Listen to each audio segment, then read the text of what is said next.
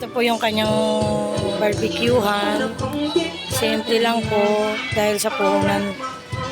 Gipit po siya sa puhunan. Kaya ito lang po ang kanyang natitinda sa kanyang tindahan.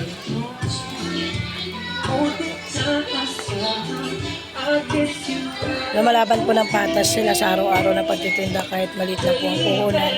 Sana po may makatulong po sa kanila. Makadagdag po ng puhunan para tumami ang kanilang paninda. Magandang gabi. Kamusta po ang pagtitinda nyo ng barbecue? Maganda naman ang kita po ba sa pagbabarbecue? Ito po yung kanilang tinda.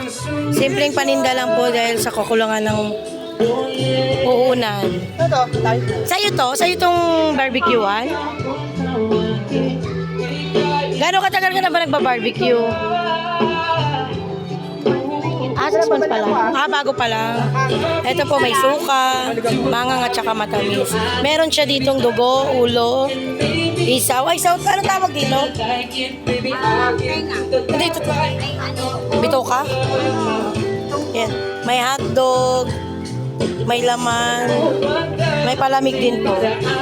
Sa pamamagitan ng pagtitinda nito ay nairaraos din ang kanilang pang-araw-araw sa pagkain, pambili ng mga pangangailangan. Ayan po yung kanyang iniihaw.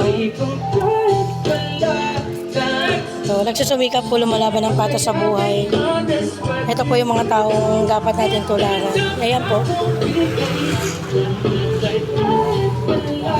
Ay, sige po. Salamat po sa inyong pag-ulak sa akin pag-interview. Sana makarami ka ng paninda at maubos ang iyong paninda. Maraming salamat.